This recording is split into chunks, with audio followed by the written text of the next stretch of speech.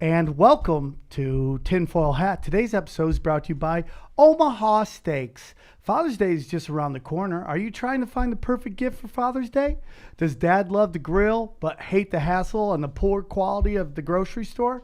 What better way to kick off grilling season than by gifting an Omaha Steaks Father's Day package to Dad? That's right. I've got him, even though Ryan is a vegetarian. But my family are strictly carnivores, so this works out good for me. So but Ryan saw a giant package came. We opened it, and this is the second year in a row we've worked with Omaha Steaks, and it is amazing, man. Omaha Steaks got some great stuff. Omaha Steaks delivers hand-trimmed, flash frozen and vacuum sealed meats directly to your door in an Omaha Steaks cooler. It's pretty cool. There's so much variety to it: pork, poultry, veal, lamb, bison, seafood, vegetables, all the highest quality cuts with one of a kind flavor. All beef is USDA inspected for quality and aged for 21 days to unlock the full flavor and tenderness of the cuts. Omaha Steaks even gives you the option to customize your cuts for your dad's grilling needs. Find recipes, wine pairings, etc., etc., etc. Man, it is awful. Right now, Omaha Steaks is giving a limited time offer to our listeners for Father's Day. That's right, 78% off. This is really an amazing deal. Go to omahasteaks.com, type tinfoil hat, that's all one word, in the search bar, and you can get this Omaha Steaks Father's Day package, which includes 2 filet mignon, 2 top sirloins, 4 chicken fried steaks, 2 boneless pork chops, 4 all beef patty Omaha Steaks burgers, 4 gourmet jumbo franks, 12 ounces of all beef meatballs, 1 pound of steak house fries, 4 caramel apples, 1 Omaha Steak seasoning package, and a partridge in a pear tree. Plus 4 more grilled Omaha Steaks burgers free with purchase. Again, get this limited offer, $49.99 when you get omahasteaks.com. Type tinfoil hat in the search bar and Father's Day package to your cart. Don't wait. This offer ends soon. Go to omahasteaks.com. Type tinfoil hat in the search bar and grab your dad and fire up. Boom! If you want to check us out on all of our social media platforms, on Twitter at tinfoilhatcast, reddit.com/r/tinfoil hat show, On Instagram at tinfoil hat pod. or allcomedyt-shirts.com. Email us at tinfoilhatpod@gmail.com. Welcome back to another episode of Tinfoil Hat. Tinfoil Hat. Tinfoil hat. Come with me into the waters of conspiracy with Sam Tripoli.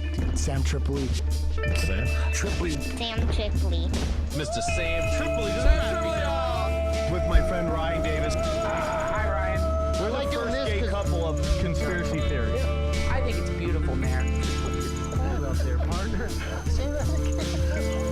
It's some mystical, deep, dark realm, crazy shit. Wake up, Aaron. There's reptile people everywhere. Hey, man, where's the truth there, dog? Oh, what the fuck are you guys even talking about? Are you ready to get your mind blown? Revolution will be podcasted.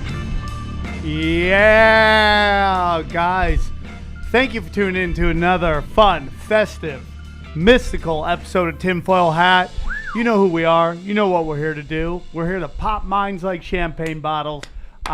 Real quick, we want to give a shout out to everybody in Northern California who came out in droves to support the show. Yes, you guys came out. We asked you for your support, and you guys showed up. All the Ronin packed it into the Cobb's Comedy Club, man. I mean, we put almost 350 in there on a crazy ass weekend, and then there was barely any seats left at the Punchline in Sacramento. We cannot thank you enough for your support. We're talking right now. Live Nation is interested in maybe doing some more shows, and if they don't want to, which I think they do, we'll just do it on our own. We're talking to Texas right now. We're talking to Chicago. So it is all on like Szechuan, and it's all because you guys.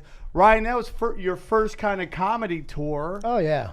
What was that like? Well, I feel like a rock star now, man. It's like Slayer. The first time I saw Slayer, I was actually getting sweated on by Kerry King, so now I can never see them again. So Yes, okay. if we ever go on tour and there's not more than just a droves of people, I will throw myself out a window. Yeah, it was great, man. I've been on both sides of this thing where it's like you do a show and 20 people show up, and then you do a show and like almost 400 people show up. And to be my age and have this stuff starting to happen is so beyond anything I could ever ask for. And, you guys are spreading the word. If you guys want the shows to come near you, we got to keep popping minds. Tell your friends. If you know your friends love this stuff, tell more and more people. The more people listen, the easier it is for us to come all around and really drop some hammer. Eddie Bravo crushed it this weekend. Unbelievable, man. Is there anything he does that's not like he just submits everything? If he's He on is stage, a, you're going to laugh. That's what's going to happen. Dude, he really got in the flow. Tell him the funniest thing he said this week. What we said is we were driving. We're going from San Francisco over to Sacramento, and we took a little like countryside, and then there's just nice grass blowing, and there's those cows, but those country cows that are brown and woolly. Yeah. Eddie's looking out the window and he goes, "They think they're free." I bet you those cows think they're free. And we died. We're like, yes, we all are conspiracy theorists. Yes. It was such a fun conversation because it couldn't go far enough. Also, guys, look real quick. Look up our T-shirts real quick. So we'll get to that, and I'm going to introduce our guest. I want to thank a listener named Brad Miller, who writes for the Advocate of Liberty. Okay, it's a WordPress, and he was kind enough to write a really nice article about what this show means and all that stuff. So if you guys want to check it out, just go to the Twitter, my Twitter, or the show's Twitter, Tinfoil Hatcast, and I got a link up there. We just want to thank again Brad Miller for writing that amazing article. And real quick, and we're going to bring in our guest. Here are some of the new T-shirts we got out, guys. If you're watching on YouTube, the Tinfoil Hat Wu-Tang, that's now available in black. And go to allthingskomedyt-shirts.com/tinfoil hat podcast and grab those shirts now. We really do appreciate it. With that, I'm very excited to welcome two of my friends to the show. They are kind of both into the truth community. I don't know if they necessarily consider themselves conspiracy theorists, but they tend to try to spread the truth to those who are interested in hearing it. They are part of a very cool comedy tour. We're going to get into that. Please welcome from the Jimmy Dore Show, Ron Placone, and the political vigilante, my good friend, Graham Elwood. Hey. Everybody. Hello. How are you guys? Good, man. Thanks for sitting during our pitch session we did right there. No, I enjoyed it. I was trying not to laugh during the read because we need all the laughs we can. Well, I wasn't brought in yet, and it's technically a read. I don't know if I can. Maybe that's not a welcome I have a weird laugh. I'm thing. not sure. I figured it was cool, but I wasn't sure. So You can always come in. I kept it in. The biggest thing we do, because I have another podcast called Tinfoil Hat, and we've gotten in so much trouble because Punch Drunk people, Sports. excuse me. This one's Punch Drunk- Tinfoil Hat, right? Yeah, right. So we have this other podcast, and they'll always say one thing that just should not have been said during the read. Right. And Well, it has we Ari get- Shaffir, We so- get an email, and I'm just like, so I have this weird rule, like nothing during the read, just bang the read out. But I would love to get your feedback on my read of the read. And I mean, I'm illiterate, dude. I put words together, but it's like just bang it out. That's my opinion. We're giving ad read notes. Is Yeah. But they come back 4 weeks. I tell you, you do more reads, you do much better. We've got a special. It made me laugh, and I'm hungry for steak. So I Yeah. think you want it, man. Boom, you get it. First of all, tell us about your individual podcast, and then we'll get into your tour real quick. Well, Ron, you go first. All right, I'll go first. I'm on the Jimmy Dore Show, and then I also have my own thing called Get Your News On with Ron, which is something I just started doing pretty recently. And basically, I log on to a stream on YouTube, and people tweet me what they want to talk about. So it's like it's been called an improv news show. I love it. Yeah, and it's really fun because people Yes, they tweet me and interesting there's stuff. a deep state. Yes. And And it's fun. I mean, we have a subreddit now too, actually, which was I was really stoked about that. So I can check the subreddit and then just see what people left for me there, and then just kind of go to whatever Peer-to-peer news. Yeah, and it's just like we just kind of make the show. And for me, it's usually my first time seeing the news because I do it at 10 a.m.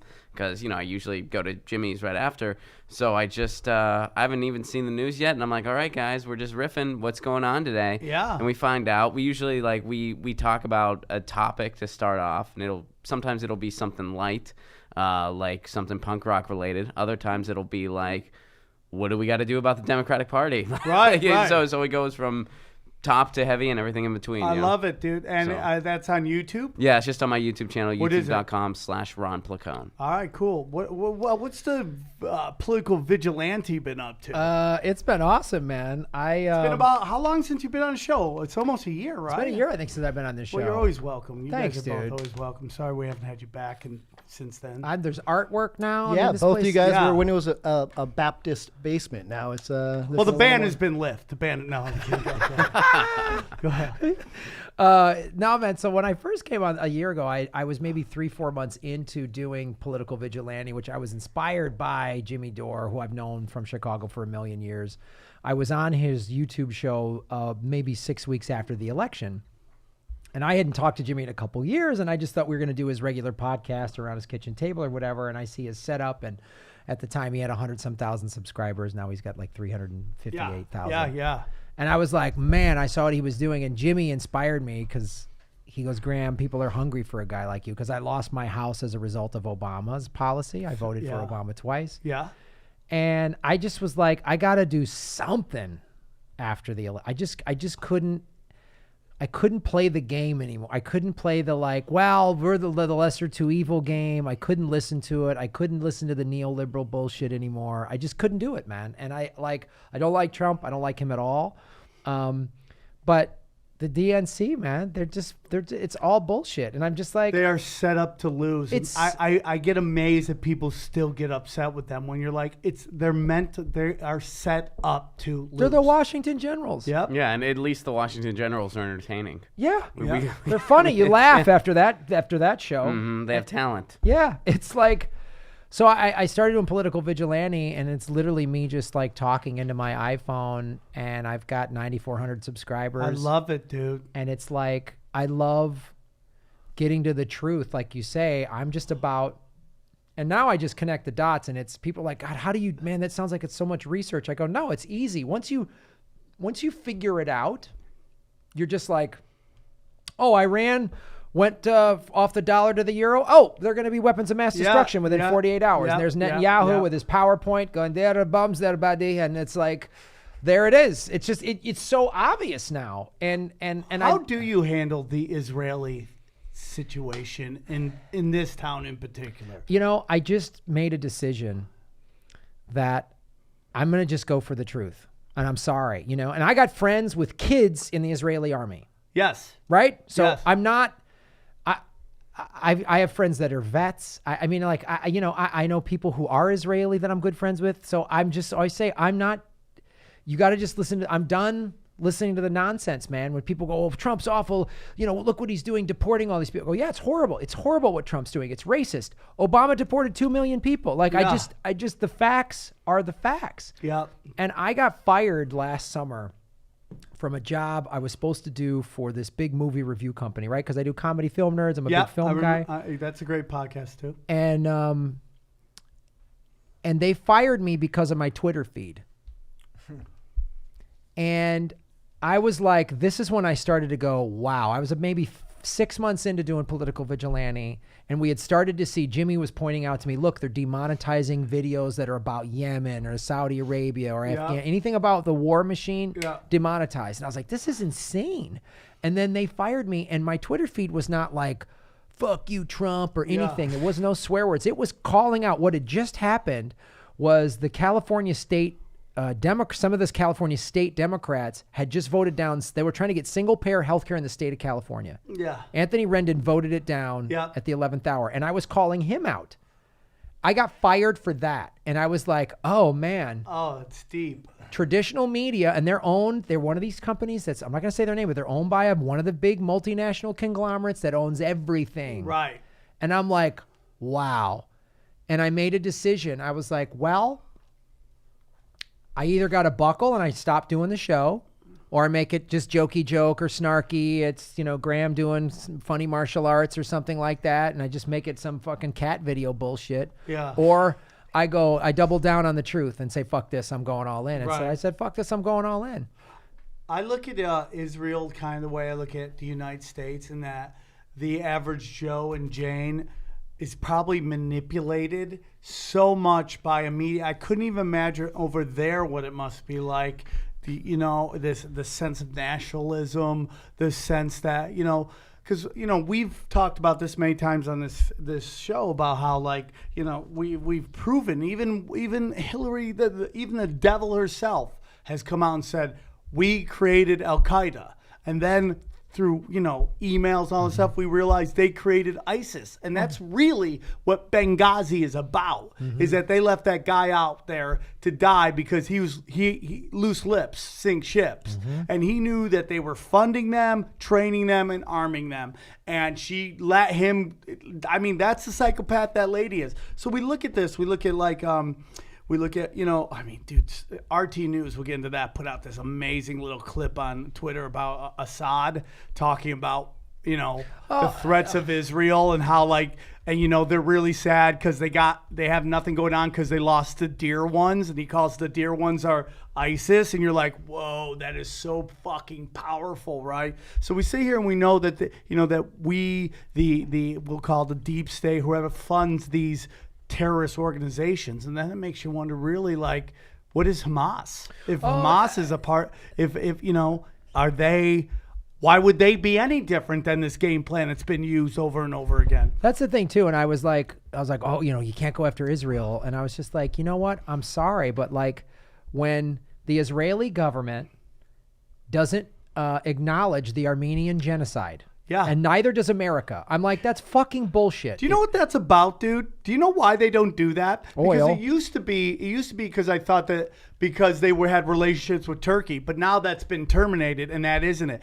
That is, to me, in my honest belief, the reason Israel does not recognize the Armenian genocide, because they don't want anyone else to go through credit of going through a Holocaust. And they want to make that individual Holocaust the most important and only Holocaust out there. And to recognize someone else would be like, oh, other people have gone through this and they're dealing with this shit. Mm-hmm. Do we call what happened in Rwanda a Holocaust? It was 100,000 people died in the night, mainly with machetes. You know that, right? Yeah. So let's call what's going on in Yemen. The mass murder is mass genocide murder. in Yemen. It's genocide. Genocide. I mean, let's like, and so when I see that, and if any friends of mine who are Israeli or very support, I would just ask them. I would say, "Wow, how do you acknowledge that? Why is the U.S. and I go, me being critical of Israel's government doesn't mean I'm anti-Semitic. Yeah. I'm so tired of that. I'm so tired of that. That's the game plan. Yeah. And it is so ridiculous that people are that hyper tribal and they kind of dilute the conversation. It's like, there are peace activists in Israel. There are a ton of Israeli them. soldiers who are like, this is and wrong. they oppose what the government is doing. Yes. Are they anti-Semitic? Are they anti-Israel? No, they're opposed to what their government's doing. I'm opposed to what the United States government does most of the time. Am I anti-American? No. I want to end corporate war. Does that mean I hate vets? Yeah. I mean, I'd like to see the 22 PTSD related suicides a day from U.S. veterans. I'd like to see that number cut down to 0. Do I hate America now for that? Yeah. Like, and I'm sorry, no, man. I mean, no, of course. I mean, I agree with that. Yeah, totally. and it's so insane when people bring, and I just like. That's the war game. That is the psychological war game that's gone that we have to deal with. And it's like a lot of these younger, of all generations that. They have an open mind, but then their mothers grind them down. Like, oh, man, if you don't believe this, look at what happened before. And it's just like, the problem is that we just don't realize that there are dark forces at work. Yeah. and that even these dark forces are one of us. And sometimes people take money over power, over unity, dude. Yeah. And you see it happen all the time. Have you guys ever seen the Empire Files, Abby Man? Oh, we love that show, man. I She's love her. amazing. There's I forget the guy's name where she interviews an ex-Israeli soldier who's like and says everything That's what I said. that we're talking about. Where that guy goes, yeah, you're raised in this propaganda, in the way we're raised with American exceptionalism.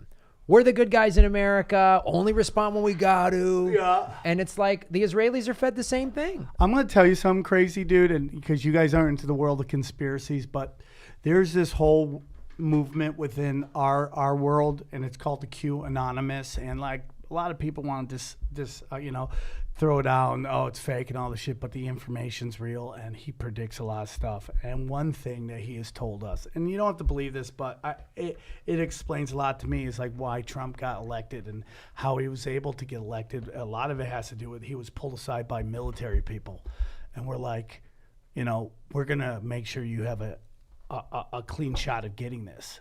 So sometimes to beat a bad man takes a bad man. You know what I'm saying? Sometimes to beat a crazy person takes a crazy person. And the whole theory behind that was that this group of military people kind of saw what's going on. And I'm thinking, we have this whole notion that, through movies and television that the military just wants war all the time. They just want to go in everywhere and conquer everybody. Yeah. And I don't think that is what really happens. I think most of these guys, if not all these guys, join the military because a sense of patriotism, of this notion that, man, we got to defend our rights and our country against these evil people. And then they get in, and like there comes a point where like some of them realize something else is going on, and that is banker wars.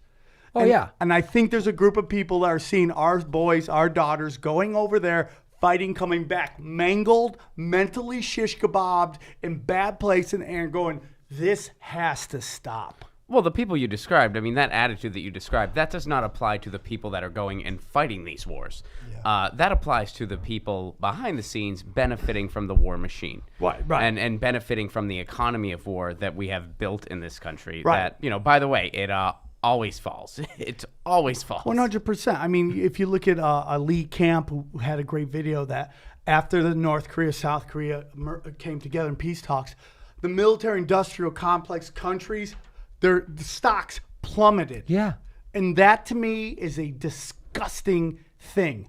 That now we're worried about like profits over people. Oh, it's the craziest thing. I mean, Wolf Blitzer even said it in an interview when someone's like, "Fuck that guy." I know. He's like, someone was like, "Hey, we got to cut back workers." Well, there's all the jobs. Yeah.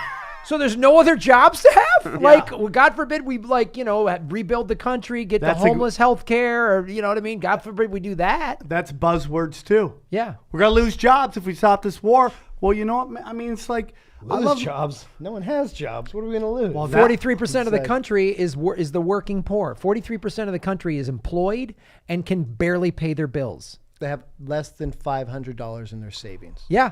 I'm one of them. Yeah. Yeah. Buy a T-shirt, guys. I wish that was a joke. Before we get into what we wanted to talk about, I want to hear about this cool tour you guys are doing, because we just did our first leg of our tour. It was beyond anything success I've ever could have expected. I mean, like, I'm a 23-year vet, been grinding, and to show up in an impossible weekend and have packed out Cobbs, dude. Like, it's going, it's like right to the big one. What did you guys do, a tinfoil hat tour? Yeah, sort of? It was myself, Off the Grid, Eddie Bravo, and a friend of ours, Trez Mala, and we did a couple. They go, hey, we're going to give you this weekend. And you take it. Because when you get off some, you take it. You take it. And then, like, you're like, oh, shit, you start calculating stuff. Yeah. It's like, oh, it's Valentine's Day or whatever it is. You're like, oh, man, this is a lot harder than I thought it was going to be. And even though we were up against a bunch, and this is not against Live Nation, the opportunity was amazing. We're very thankful. But, like, up against it all, it went really well. I mean, we packed it. We were up against the Cluster Fest. Dude. So it was like all the cool kids, and then we were... The goth kids were on the other side of town. Dude. Packed it out. I think that's so awesome, and it's what Ron and I... We met about a year or so ago just through being on Jimmy Dore's show, and I do a super chat once a week called I either do it on Saturday or Sunday, super chat Sunday or super chat Saturday. Super Chat Sunday. Oh, snap, vigilante. So like I call my fans, I call them political vigilantes. I say, you guys are all out there finding the truth. And somebody said it to you, Ron, or something? Yeah, it was someone on my stream. Because, again, Get Your News On with Ron, still pretty new. So when it first started, I think there was probably like 5 of us total. And so people really had a lot of access to ask me whatever the hell they wanted. And somebody brought it up. I think it was Josh Pegg in Portland, actually. I think I remember who it was. Shout out Josh Pegg in Portland. Yeah, Hey. and he was like, man, I love when you and Graham are on a panel together and you're both really into stand-up. Why don't you guys do more stuff together? And I was like, oh, yeah, that's a cool idea. That would be fun. And then I was like, why don't we? That's actually a really good idea. And then we talked about it. We were like, let's do something. Yeah, we were like, we're both busy because I was directing this show for this Native American channel. Ron's busy with Jimmy Dore stuff and other things. And so we're like, let's just do a little taste.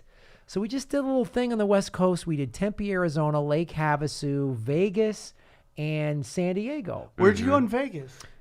The Center for Science and Wonder. Oh, It cool. was an Off the atheist strip. community center Oh, off the strip. cool. It was really cool. Let's go that's there. great. It was That sounds like our fantastic. place. And we didn't.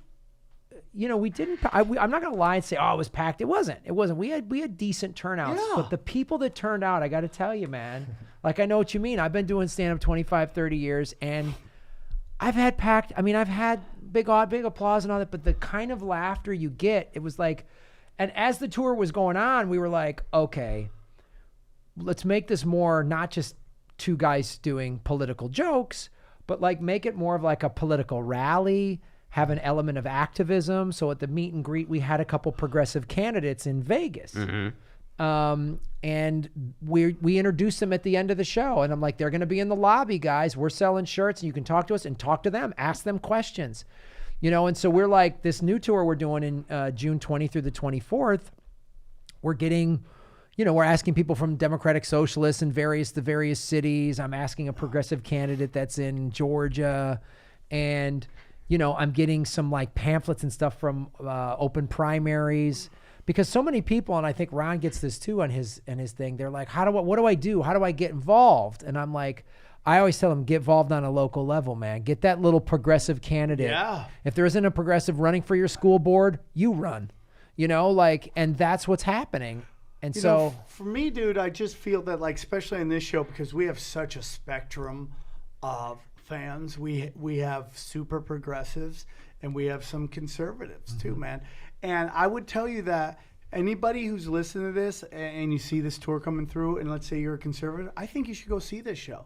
Because I think it will open your minds. I think it's what I'm really trying to do, and we get some backlash on the show, is give the whole spectrum of ideas. Because I think you find out that you're a lot more similar than you are different. The quick story on that. A guy in Frisco, his name's Tiger. He listens to the show. He said so much of what we talk about, he's like, it allowed him to talk to his mom about stuff.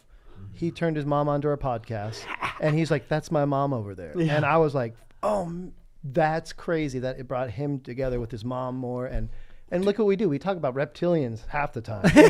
So, but, it's we should talk about some of the people. I mean, what were you going to say? Well, I was just going to add like one kind of fun thing on that, because over at the Jimmy Dore show, which is a very progressive show, but we have a portion of our audience that are Trump supporters, because they connect with when we talk about the corruption in the establishment. For sure. They relate to that because that's what drew them to Trump. Yes. So we agree on the problem. We disagree on the solution. I don't think turning to Trump's the solution. They did for whatever reason. But they appreciate the fact that we talk about this problem and we make them laugh in the meantime. And I had a particular fun moment where I really learned that. I was doing a casino gig in Temecula, California. And just as a joke, I tweeted... A hotbed of progressive. Right. Well, just as a joke, I tweeted, I was just like, man, because my girlfriend came along with me, because it was at like this like kind of resorty casino type place. So I said, man, trying to entertain a room full of Trump supporters is a lot easier when your girlfriend comes with you. And somebody tweeted at me, and they were like, be careful, Ron. Some of us are your fans. Yeah. And that was like, I was like, yeah, there is kind of that portion. When you do the, you're the progressive vigilante. We go Ronin. Like our whole thing, we have a set of rules we follow. It's like we don't join any group. We don't defend anybody we don't personally know. We don't defend any action we weren't personally a part of. We don't give knowledge to those who do not seek it, and we right the wrongs. When you follow that, you realize like, you might agree with the right, and then you might agree with the left, and it's all individualized, and it's so like, I love conservative listeners, and the demonization of, and we'll get into this because it has something to do with, I want to talk about your social media movement on the show. It's like, we are more alike than we are different. Dude, I'll give you a great example. So the first night of the first night of the first ever tour in May, when we were in Tempe, Arizona, and we didn't have half of the crowd was followers of ours. Yeah. The other half were just sort of like, let's go to a comedy show. Let's go to a comedy show. And there were some tables of people that I know were just Arizona Republicans. Yeah. They golf. They always got tans. They all look like Mike Pence kind of, you know what I mean? Yeah. They're in pink golf shirts or whatever. I can tell. And I was doing a whole thing in my act slamming the two-party system. And I'm like, it's designed we're designed to be divided. Red state, blue state. For sure. And they were like, yeah. Yeah. They were applauding. They were like, oh, okay, I'm down with this shit because they saw me. So then when I slammed the DNC, they laughed. And so then when I slammed some of Trump's policies at the end, they weren't like, hey. They were like, okay. Yeah, we can get as much as we can take it. Yeah. And I think people realize that. It's like we have fallen into this Coke versus Pepsi shit. Oh, yeah. It's and the other thing, too, that was so cool is and this, I've noticed this from doing the live Jimmy Dore shows, which is like transform. I remember I was on the first one you did. Those crowds are like, it's amazing, and you see the demographic is all over the map. It's not a bunch of burn bros as we were led to believe by the mainstream media. And at the show in Tempe, there was this like young hippie couple, right? Assume they probably voted for Burn, whatever.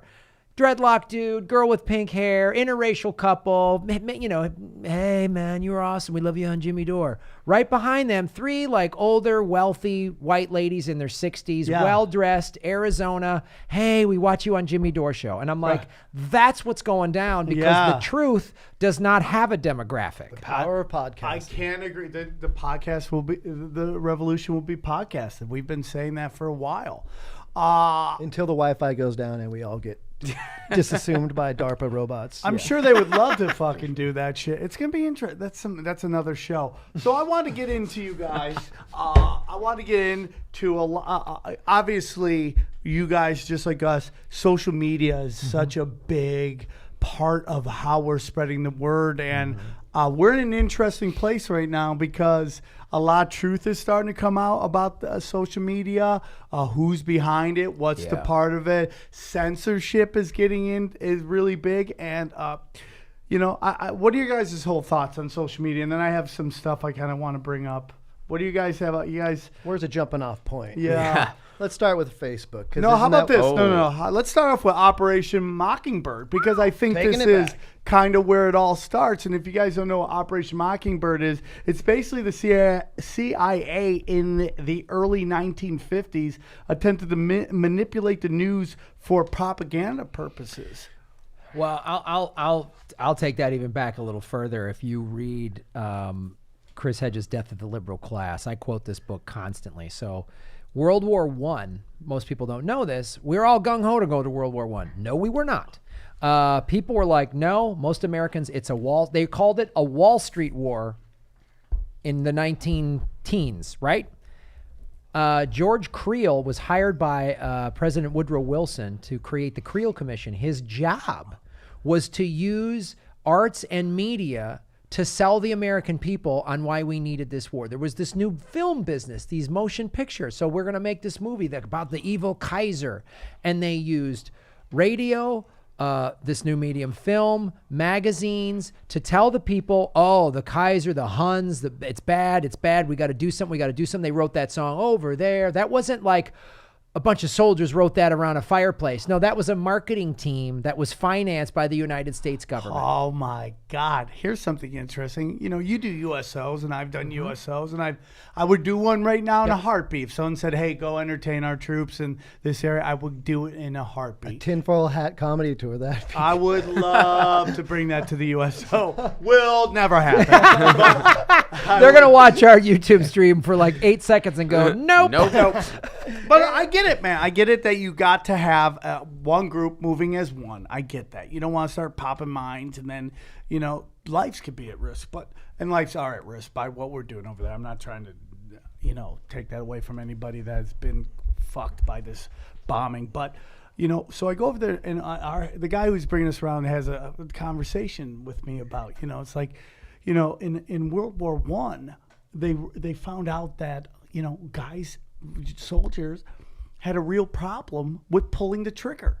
They couldn't kill somebody. They just couldn't bring themselves to shoot somebody else. So they go, okay, how are we going to do this? That's when you start seeing guns in movies. That's when you start seeing people pull fucking triggers and start fucking shooting people. Boom, boom. Yeah, we never knew we could do anal. And probably until we saw that shit. Okay, that's a weird way to take the conversation, but I'm you know with you what I on mean? that one. We're very susceptible. As Don't humans. even get me in the Pornhub and these fucking we'll deep get to runs that you one do next. onto that Sorry. one. But the whole thing was to start teaching people to start shooting other people. Wow. And, you know, and like, I know here we're going to get into tinfoil hat, and I'm not saying you guys have to sign off on this, but as we go into these school shootings, have you noticed that they never show you bank robberies on the news? They never show you a bank robbery, ever. Why? Because they don't want you robbing a bank. But they can't glorify these high school shooters enough. Everything's, here's his face. Here's these girls talking about. Here's his face. Here's it, you know, and it's just like, oh, like the trucks are there and all that stuff. And it's just like, it's all monkey see, monkey do shit. And we see that happening all the time. And then we start to get into, you know, the media, you know, and I see this on Jimmy Dore show all the time. All these old spooks getting hired by these mainstream media people. Oh God! Oh, Some yeah, of them are running CIA for, operatives. Yeah. Yeah, it's Just getting hired to be a war correspondent. it's unbelievable. Some of them are running for as Democrats. They're quote resistance Democrats. That's the Democratic Party. Some of the corporate Democrats are ex-CIA operatives. Who are these guys? Like Tapper, right? Who's the old FBI or CIA guy that just Tapper? Brennan. There's a guy that MSNBC just hired, and then the one person I think you're referring to is Richard Painter. He was the ethics lawyer for the Bush administration. He's running as a Democrat now in Minnesota. Unbelievable, dude. About one team, you know. Yeah, that's party, the it's the resistance. money party. Yeah, Yeah. That's the big resistance coming. You know, they come on, they push war, I mean, I remember watching Brian Williams talk about how something was going. Trump was having was really going off on the FBI, like really going hard on the FBI, and this was right around the bombings in Austin, right? And just the slow stroke going on by Brian Williams about how important the FBI and how we must support and love them, and all they want to do is just save democracy. And I'm like, this motherfucker, man. Is this the same Brian Williams that was basically jerking off at the Syrian rocket attack in April of 17? He's like, these beautiful rockets. Like, oh, the ones that could have been schools that are going to go kill kids? Those rockets, Brian? Yeah. That's my problem with the national anthem, because it's like, does anyone even know what that song's about? And the bombs bursting in. Would we have that song nowadays? And the drones flew over the wedding party. Yeah. Like, what the fuck? Fuck that song in general. I you couldn't know? agree more, I man. support troops, support America, but how about just fuck that couldn't song? agree Yeah. more, dude. No, I totally agree. I mean, they omit one of the verses because one of the verses was just so over the top ridiculous that like they can't even sing it. I mean, dude, who they just hired? They hired some Obama guy, and someone put out the funniest tweet about him. I'm trying to find it. Basically about how, like, he's going to have to transition from the job of lying to protect Obama's legacy to lying to protect Obama's legacy. Yeah. Like, that's basically what his whole job is. Well, going back to the thing you bringing up about social media, one of the things in this last year and a half of really just being like, I'm going to go for the truth, is my social media has changed, at least Twitter. I used to make Twitters about jokes and promotion, And now it's more about activism and jokes within activism. I just can't. If I have like a snarky joke for Twitter, I just like, nah, I'm not. I'll post. You gotta stay on brand. I gotta stay, and also like I'm following people on Twitter, and I'm like, oh, this person's awesome. Like it's not some, and some of the people that are like Syrians who are like, hey, this is bullshit. Like there's this girl I started following, Sarah Abdullah. Yeah. She's unreal. Unreal. And I'm just like, I'm so impressed because I'm getting sometimes so burnt out with, stand up and show business. And it's just like, first of all, she's so smart. She's like calling out all this shit that's going down in Syria, showing us film and video and photos from Syria that the mainstream media isn't getting. She's also a very attractive woman. And I'm always like, man, she could just be some actress posting those kind of no, she's like, look at this article, retweeting this thing, liking this thing Jimmy Dore said, retweeting a Glenn Greenwald thing, like calling somebody out, calling out this person. And I'm just like, I watch it, I get inspired. I see her, I see like like what Abby Martin is doing, and I'm meeting people like Katie Halper, and I'm getting introduced into this community, and I'm like, these are fucking badasses.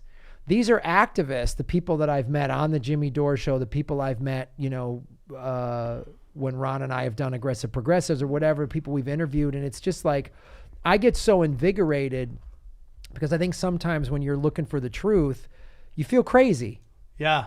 You know that. Well, it can depress you too. You depress the shit out of you. It can really depress you because you're like, all this is going on, nobody's paying attention, and we're just going to sit there and just get sad. And I'm just like, you know what, man? I think all you could do is put the word out and then hope and then clean your own backyard. Right.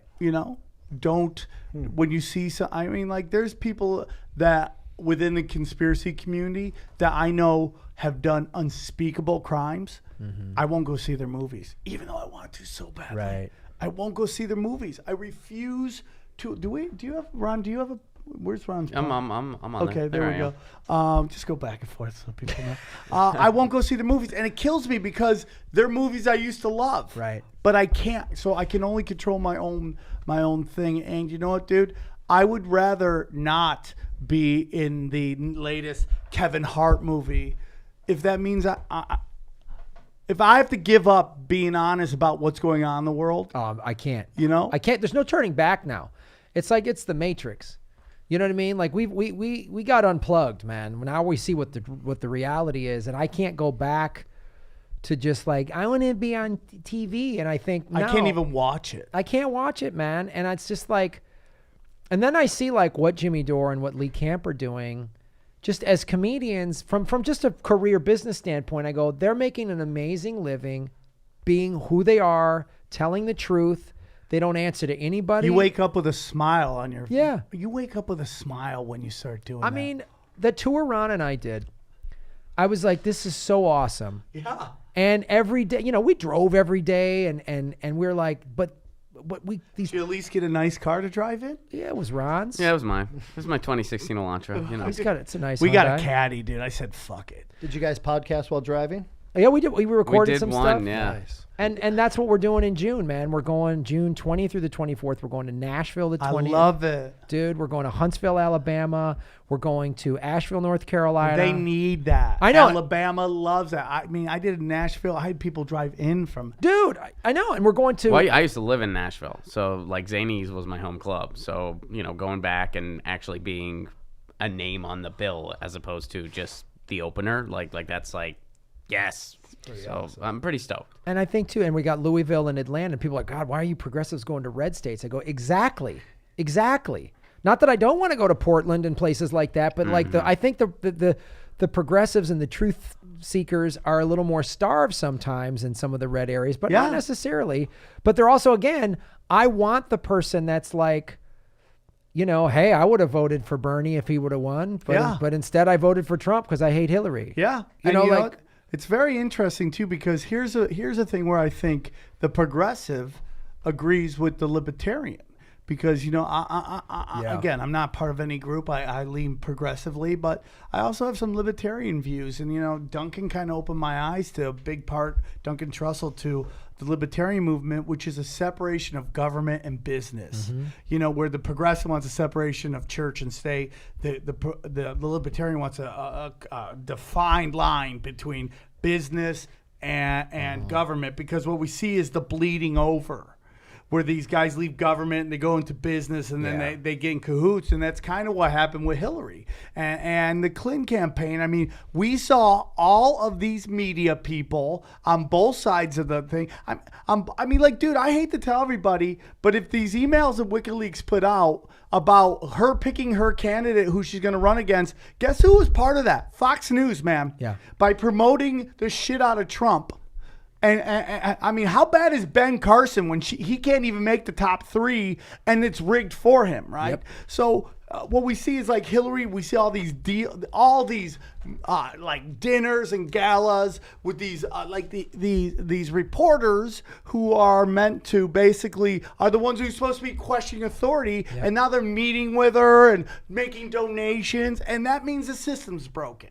And that is a place where you guys, we can meet with libertarians on. Yeah, the big separation. time. I mean, yeah, and there was a really cool conversation between Ron Paul and Ralph Nader, where they kind of unpacked that, where it's like, yeah, policy-wise, we separate a little bit, but what do we have in common? Well, first of all, we want to end the money party. We have that in common. We recognize the corruption in the system and how broken it is.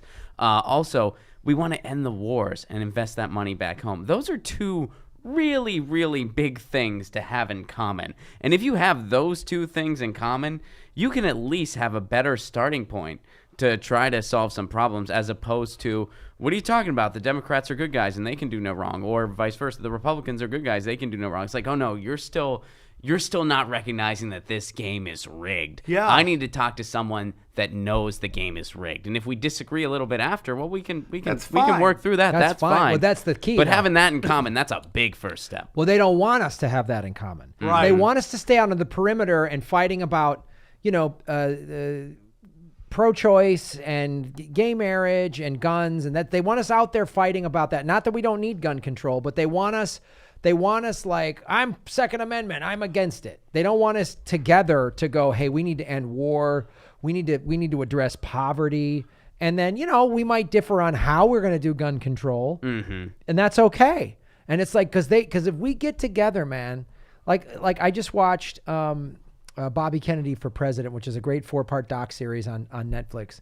And man, when he started coming around, he came up, he's a Kennedy, Joe Kennedy, you just win, anything to win. And he had that thing when he started to realize, wait a minute. And Dr. King and some of those guys. Big time. We talked about that on, where was it? Cobb's or Punchline? It was a Punchline. It was in the Q&A. That's what got Fisher said, but this is what gets him shot. Yeah, man. When he and King, because that's the other thing too. Like, everyone talks about the I Have a Dream speech, which is a great, beautiful speech. But the speeches that don't get a lot of traction are his speeches about socialism and the evils of capitalism, and why are we spending money in Vietnam when we should be, there's poor people. Yeah. And that's what got both those guys killed. Tomorrow is June 5th, which is the primary in California. It's also the 50th anniversary of the assassination of Bobby Kennedy. And, that's what both of those guys were like, we got to fight poverty. Oh, dude, and there's a lot of stuff coming out about that assassination where it wasn't just Sirhan, and that there's some MK Ultra shit going on there. He doesn't remember all that. And all these, and there's just think about how easy it was to control the message. Oh, back then? Back then, you worried about the news, which someone owned, and the newspaper. Yeah. That was it. You didn't have the 50 people in that hallway all with cameras in their pocket. Yeah. You didn't have any of that. So you could just have some like confusing gunshot. What happened? Oh, it was nuts. But I heard the shots. There's no way the shot. Well, it was crazy back then. Yeah. You have one paper just setting, and we see this in all these high impact events. The news sets the table for what happened, and then the truth seekers have to start peeling back. And back then it was just one newspaper, one television station. This is what the story is, and everybody moved on from there. So now we move into social media, and that's a big thing too. And we see, I don't know if you've been watching these commercials that Facebook is putting out about, oh, we just started out, so it was all about love and me talking to mom and grandma, and then the fake news came and the hacking, and I'm like, it's coming out that you literally had to sell the data to basically save your stocks. Like the stocks nobody was making money on Facebook stocks and they were getting laughed at. And then all of a sudden, boom, they exploded. And you realize because they were selling off all the data. They're data collection ports. That's what social media is. And they sell off our data. And this the Cambridge Analytica thing just showed that.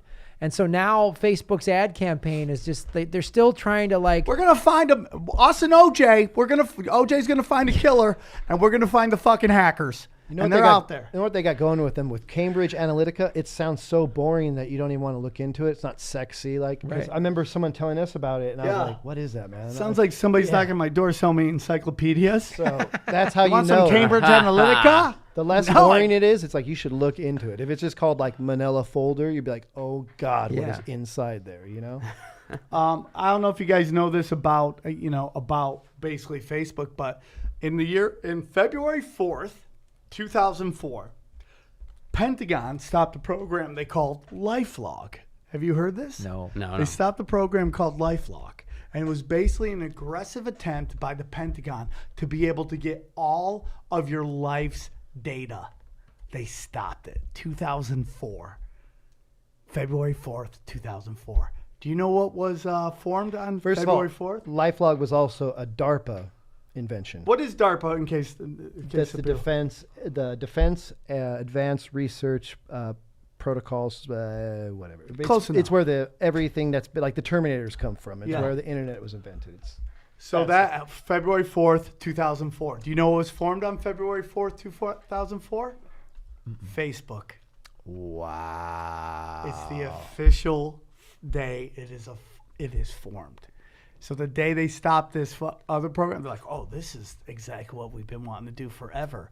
And that's where it starts. And that is the bleeding between the intelligence agencies and all the social media shit. That makes so much sense to me because it's just like and it's why it's like almost impossible to delete your Facebook account. Yeah. I can't And even when you delete it, it still can retrieve stuff off your phone. All I gotta say is shout out Tom for MySpace. You didn't sell the fuck out. You didn't sell our fucking shit. You were a good fucking guy, and you got out because you saw the darkness was coming, right? I mean, think about look it. at this shit, dude. Go on. Facebook started for what? Just so college guys can meet girls. And now 20 years later, he controls all of our information along with two guys that run Alphabet Inc. Do you know what Alphabet Inc. is, guys? Mm-mm. That's the parent company of Google. That's Skynet. The more boring it sounds, the more dangerous. Right. I mean, like they created Google. I don't know if you guys know this, but yeah. They created Google, and then the Google bought YouTube. Right, and here's another thing where we see the conservative and the liberal is coming together in basically the equivalent of digital book burning going on right now, which is the controlling and censorship of like real. Look, I hate the word alternative because it has so many crazy things, but Right. alt news. Right. What you guys are going through. I mean, Yeah. the fact that you have 300,000 subscribers. I wonder if they like. If they didn't take subscribers off, what your real number would be. Oh, yeah. We had a person, and the person really didn't want to come out in the spotlight. We wanted them to, and this is over at the Jimmy Dore Show. When I say we had someone whose their account got deleted because they were sharing Jimmy Dore Show videos.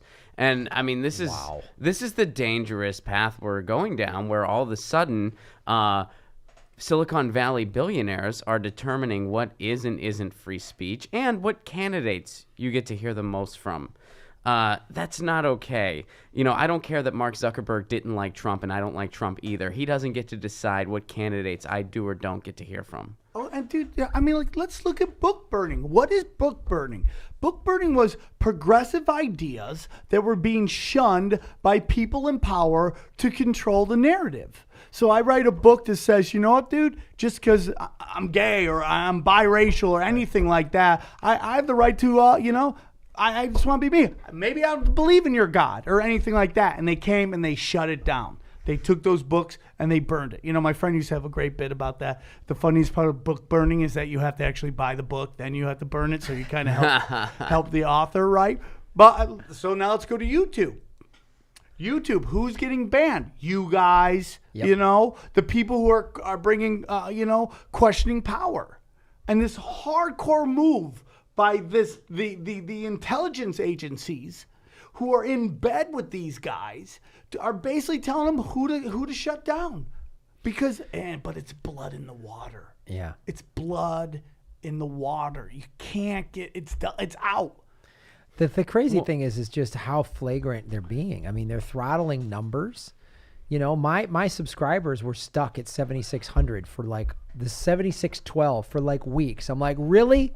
The number's not moving at all. Yeah. At all. I'm going through that right now. I'm about to hit 20,000 and I can't get over 19,600. It's just sitting there. Mm-hmm. And I would go 2,000, then just, nope, stop. And I'm like, Yeah, that's what mine did. And it jumped. And then finally I was on Jimmy Dore's show last month, and then it jumped up to 92, 9,300. And now it's at 9,400. It's just sitting there. And I'm just like, how is that possible?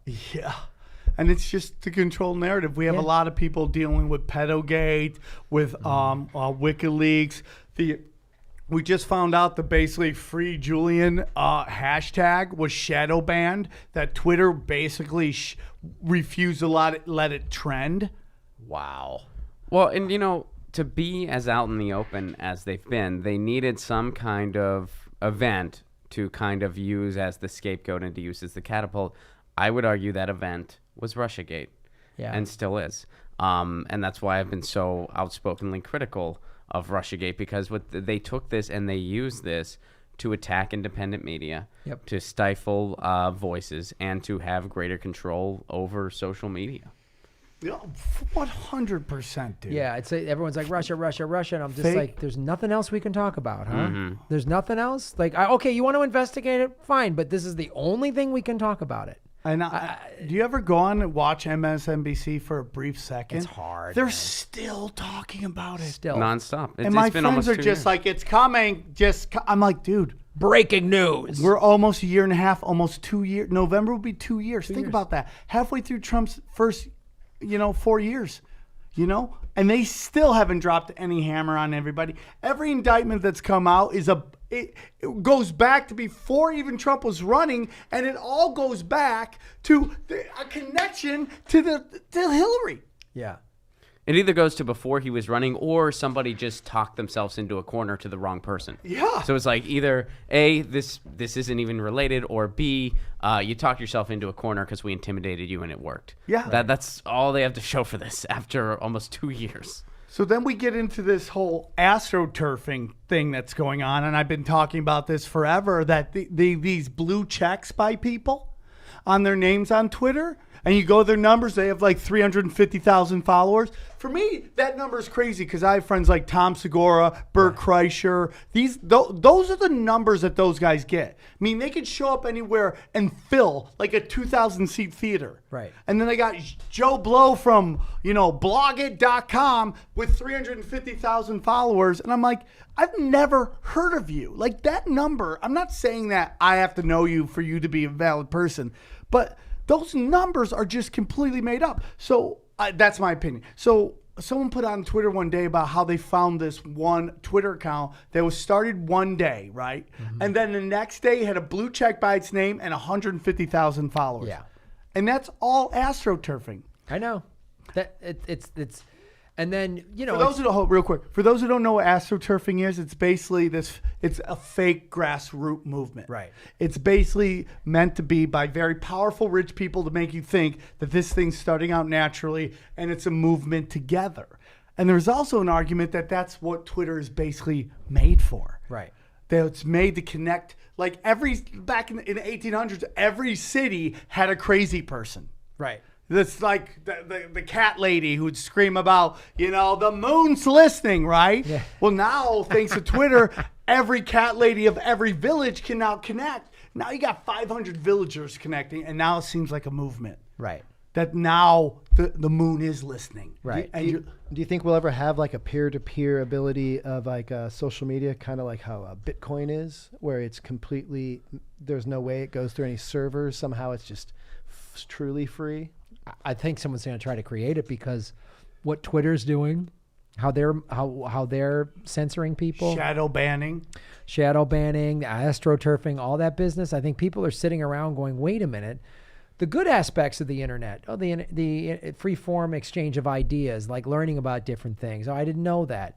And now you can tell when it's like these bots, these Hillary or these Trump bots just boom automatically. And it's like, wait a minute, you're not organic. You're not a person. And you can debunk that so quickly by you see that this fake account posts the same joke, to what I said to what somebody else said. It's just like ridiculous. Like, what was that media that came out that got busted with everybody saying the exact same thing? Sinclair? Oh, Sinclair, yeah. And like, you think that happens on, which is a smaller company, even if you think about, they own half of all the local radio station or all the news stations. That still is a huge in terms of like, we're dealing with international companies, but they basically make them all say something to basically. And the reason Sinclair got pounded on was that they were a conservative news agency putting out conservative news. And like, not my thing, but like that seems to be the big thing, which is this attack of the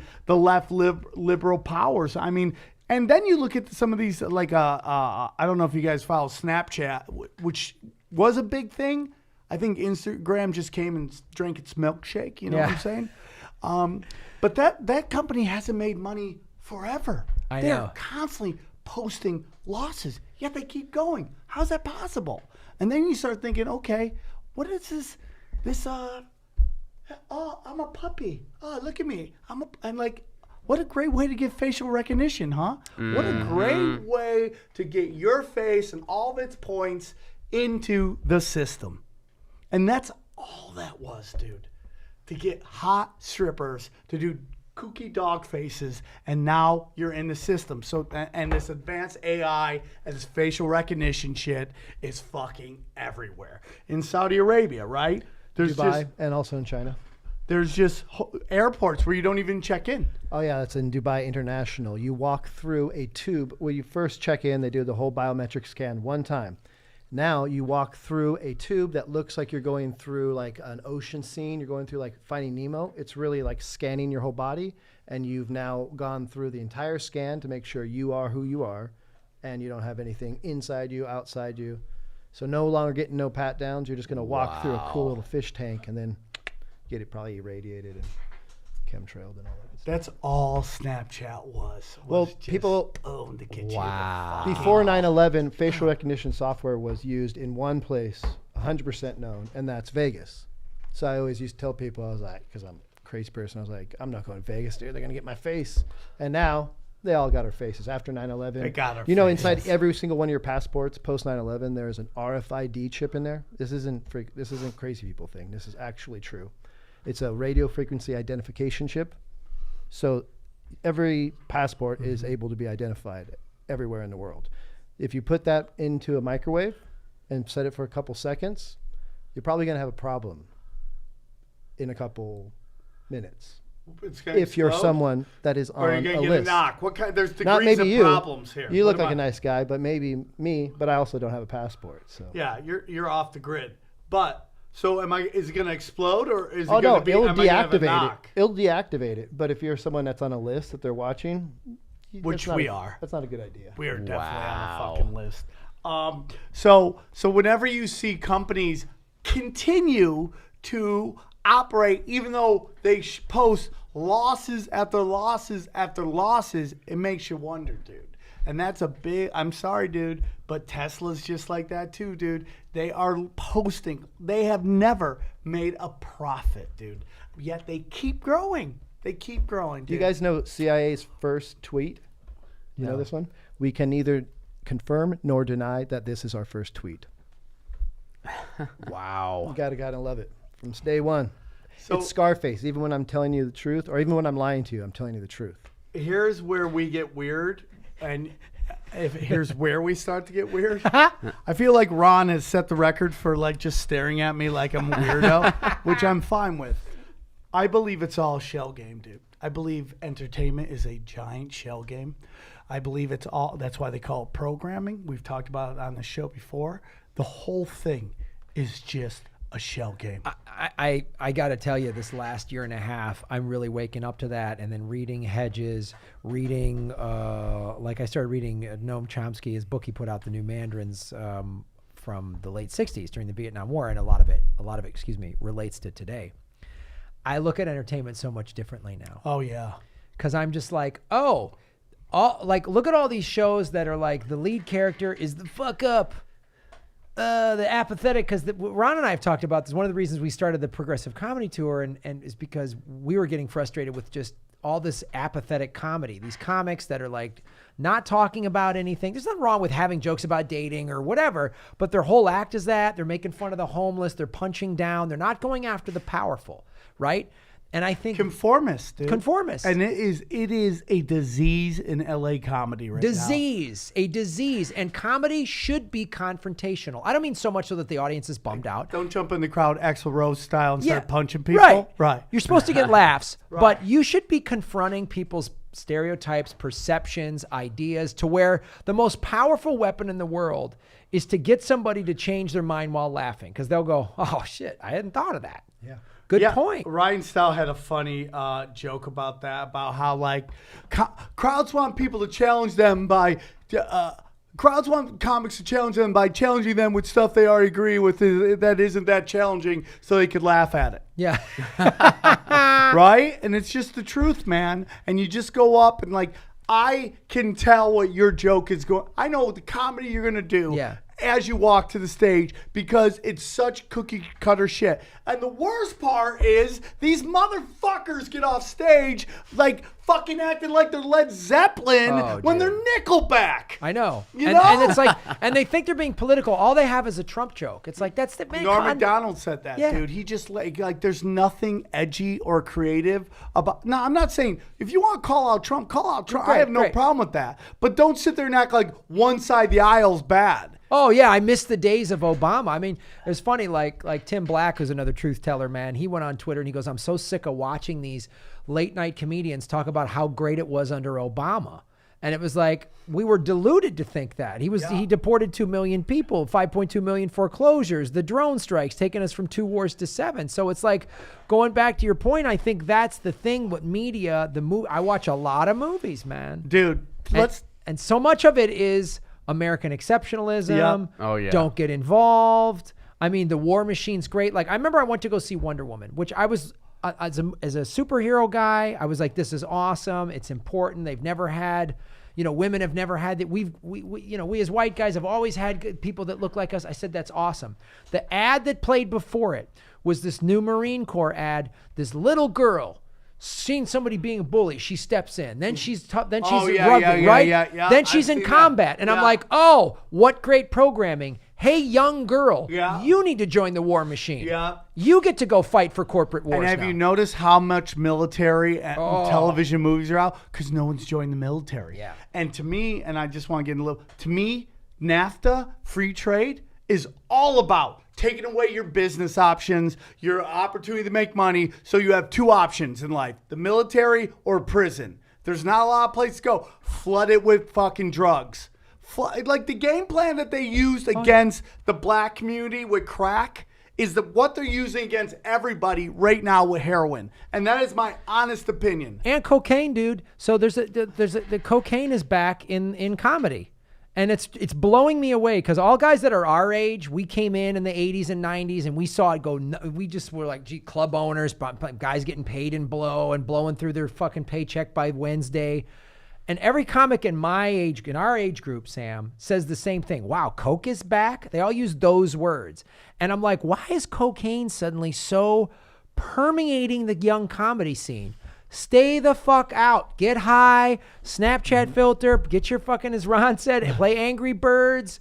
Like, get mad about something People stupid. playing video games on blow? Yeah. These kids are different than me. Yeah.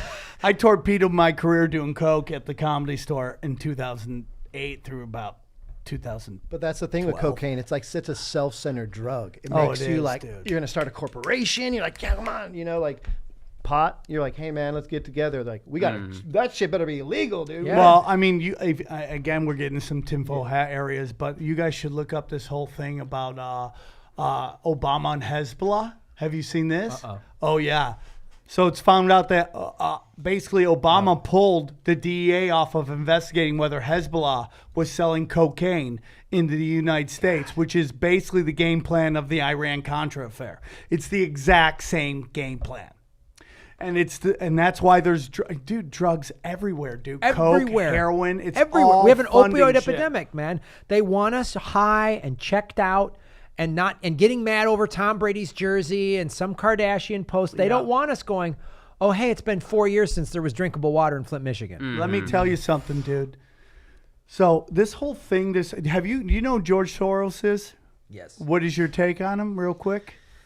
Yeah, he seems like he's one of the corporate dudes that's like. George Soros is like you ever seen those flip shows where they flip houses? Yeah. Where they go into this condemned shit and they flip it and make it nice? George Soros is the anti that. What he does is he takes something that's amazing and he flips it poorly. Right. So we see where he went into Viacom, he bought Viacom, he flipped it. Now nobody watches Viacom. He's owned a giant chunk of Netflix, and hope to God he doesn't destroy it. But if you want to take a look at like the social engineering programming going right on, so Roseanne puts out that tweet on Ambient. You could say whatever you want about it. I think it's human 101 not to compare somebody who's black to a monkey. Okay, it's human 101 not to do that. All right. Yeah. So within 2 seconds, she loses everything. Everything is ripped forward. The next day, Samantha Bee says freckleless cunt, and nothing happens to her show. Which you can say whether those are the same things or all. That shit is done on purpose to cause fucking fighting. Yes. Look at this side can do this, you can't do that, boom, boom, boom. And now everybody's fighting with each other, dude. Every time, like, everyone was all up in arms in the shithole country thing. And I was like, when that happened on Twitter, I was like, were you mad when Obama bombed he would never call them shithole countries. He bombed the shit out of them. Yeah. You know, when you mad when he helped create the 130 kids that die every day in Yemen? Like, oh, it's offensive. Obama would never do this. No, his tweets were nice and polite while he was letting Standing Rock happen, while he was disaffecting the black and brown community the most. He took away their wealth. Like, I mean, while he dropped 26,171 fucking bombs in 2016 alone. Like, what? So, but the shithole tweet really had you up in arms? Yeah. I mean, if you really take a look at Valerie Jack, who, by the way, just moved in with Obama. A grown-ass fucking man just got a fucking roommate, right? Just think about that. She walks around with 5 fucking Secret Service people. 5. Not 1, not 2, 5. Okay? There's pictures of her with John Podesta. And, you know, again, right. Tinfoil hat stuff. Dark art shit. I can show you a picture of her. You ready to see this? This is going to blow your fucking mind. Her and John Podesta basically at a fucking rave. Okay? Look at that fucking picture right there, dude. That's her right there at a fucking, like, they're like a super elite fucking Burning Man, dude. And you know what I'm saying? That's that billionaire sex cult kind of shit, man. Dude, it is dark art. So we're humanizing Valerie Jarrett or whatever her name is about, oh, dude, poor Valerie she played the apes. Oh, man, bah. You don't know what kind of darkness this woman's been a part of. She is Obama's right-hand man, which means she was most likely a part, because she had pull enough to actually get his ear to tell him to hold back on taking out Osama bin Laden. She's that powerful. She had him go, hold on, let's talk about this. So she has a part of this whole assassination of Muammar Gaddafi, takes out, destabilizes Libya, where they have open market slave trades. Open market. Africans selling Africans. Where's the outrage? So you feel bad for her because she had a picture of her looking like the Planet of the Apes, man? That woman is dark arts, dude. And that shit's all done on purpose. It is all social engineering, dude. Psyops to get us all to fight with each other. They want dude. us fighting. We are more alike than we are different, dude. There has been institutional racism with the black community. On top of that, and that's why I always say to people, what you're saying is right.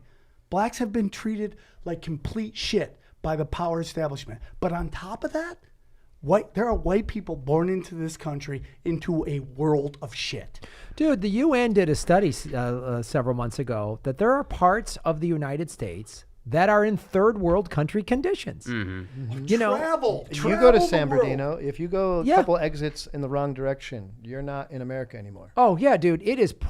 I mean, West Virginia is a largely white state. 50% unemployment, and this isn't me going, the white man struggled. I'm not saying that. I'm saying what Sam is saying, which is the poor in this country. It's everybody. Yeah. You know, the opioid epidemic is devastating West Virginia. There's contaminated water. There's 50% unemployment, and it's like. And then we're supposed to believe that we're different, that the whites and blacks can't get along. They want us to fight that way. And it's like everyone has been screwed over. Yeah. Everyone has no opportunities. And they want you to either join an inner city gang or the fucking Klan or a militia because they want us in all these heavily armed teams fighting with each other. Yep. It's the same goddamn model. Why does a young Muslim guy join ISIS or Al Qaeda? Because he's broke. He has no fucking education. No economic opportunities. Nothing. I know. I talked to investigators when I did 3 tours in Iraq, and some of the investigators, and went to Afghanistan 3 times too, and they said, you know how many of these young guys we got? They couldn't even read. We taught them how to read, and that was the first time they read the Quran, and they were like, oh, it's all about peace and taking care of everybody. So the people that are in power go find, just like a poor kid in the hood who's on the block, and where are those drugs? Are those drugs, is the crack and cocaine, is it grown in South Central? Where the fuck is it coming from? Yeah. It's put here. Yeah. Yep. I mean, dude, and then and we're gonna wrap it up here. But And then watch these stupid fucking TV shows that tell you to not. award shows are bullshit. Yep. They're all bullshit. Bullshit. Oh man, nobody knows who won this stuff. We've had this company guarding the results. Oh, really? So who's counting? So we don't know the actual vote. We're taking your word for it, Oscars, on that these people fucking won. Also, the guy who did a movie that nobody watched about being a fucking pedophile and falling in love with a 17-year-old magically won this award. Are you fucking serious? Right. And then we have this guy, Tech969 or whatever his name is. Tekashi 6ix9ine. That music sucks, but he's the top 6 songs on Billboard. Really? How do we know that? Are you just telling us this? Right. Because now this is going back to the old gangbang. Hey, ethnic kid, gangbanging's cool. Yep. Being in a gang's cool. Shooting each other's fucking cool. Hey, Snowflake on FX, man. Whoa, dude. We're going to do a story about crack back in the day. How cool is it? This guy got all the pussy, dude. And he ran the drug game, dog. That is real shit, dude. Look at the heroes. And now some of these are great shows, but Breaking Bad, Mad Men, great acting, but the hero is an anti-hero. He's a bad dude. Started with Tony Soprano. Yes. It started, man, and if I watched 3 seasons in a row one time, and I shit you not, I thought I was Italian. I'm like getting all like, hey, and I was like, this shit got into me. I was about to start hitting people with ice buckets and, hey, where's my money? Well, when I binge watch those shows, I get in a bad mood. Yeah. I'm depressed because I'm like, and it's weird because I grew up watching another form of propaganda, which was the cop show where the white guy's the hero, always gets the bad guy, right? That's another form of propaganda, but it was always the Steve McGarrett and, you know, Captain Kirk. White guy was the hero, good looking dude. Well, is this propaganda in and of itself, or is this just a result of the conditioning we're all subjected to? Well, I think it's done on purpose. I think there are people from like Roseanne gets canceled. If that lets you know it's all bullshit, in a medium that's dying. When 5 multinational conglomerates own 95% of all the media, I just have a hard time saying, oh, it's just, this is what's popular. Yeah. I just feel like they're going, so you got the script about socialism and helping the poor, but you got the script about gang banging, dog, Yeah. and getting them bitches. yeah, and buying shit, Yeah. and just being a fucking shallow fuckstick. I'm gonna buy your script. And you see it happen all the time. Look at the puppet Modern Family. They're all just, it's funny, sure. They're vapid. They don't give a fuck about anything. They don't fight for any cause. They're Yeah. all selfish. So a great example is a friend of mine had a show on MTV. Him and this other comic who happened to be female had a show on MTV. His show hit all the numbers you needed to get renewed. This other comics didn't come close. Who do you think got renewed? You know, and it's social engineering. Yeah. Done on purpose to create astroturfing to get people to fight with each other. And then what you watch these fucks in this town buy into. I had to, a friend of mine put out a tweet about what's it called? White privilege. She's a white chick. She put out white privilege isn't about a blah blah blah. It's about you don't have to deal with being. And I tweet her. I go, dude, you're from Michigan. You see what people are being born into. Right. They're born into a world of shit. Do you think those people have any white fucking privilege? This is a psyop that you're falling for. And these opportunists who want to use this to outrage themselves into their dreams push this agenda. Because it's its own cottage industry, the outrage industry. Making money on outrage. Oh, I heard Joe Rogan say it. He goes, people go online to just sort of be, how did he put it? Not passively outraged, but just like, what was the term? It was a really awesome term. God, fuck, how did he say it? Oh, recreationally outraged. Yeah. He goes, today I'm going to go get outraged. I'm going to get out my phone and, here's something to get outraged about. I'm going to tweet and hashtag that, Yeah. I think, who's going to be outraged today are the redheads because we didn't let them talk very much on the show. Today, Only one of us is Covered a smart, lot of so- ground. We covered a lot of ground. Well- it was Well, I hope today really fast pace. people would realize that, we are more alike than we are the same. And that when these guys come into town, you guys should go and see them because I think they're going to talk about things you agree with. And maybe it's not every point you agree with. And that's within the community. We see it within conspiracy communities. If we don't 100% agree on anything, there's outrage. No, we agree with more than we disagree. We're more alike than we are different. And let's celebrate those things and come together. And one more time, where can they grab tickets to this? June 20th through the 24th, you can go to RonPlacone.com or GrahamElwood.com. We have ticket links to all the shows. Come out. It is, like Sam said, it's a community. It's a fun night. It's activism. It's a political rally. You won't feel like, I'm just crazy, truth-seeking, or, I'm all alone and I'm nuts. No, you're going to meet other people in your town and in your community, so come check it out. Guys, thanks for coming on. Anytime you guys got more stuff to talk about and anytime you want to go deep into the murky waters of conspiracies, we'd love to have you on. Guys, good luck on the tour and thanks for coming on. Thanks, Thanks. man. We'll see you guys next time.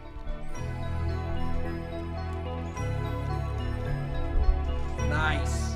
Dude, it's fun.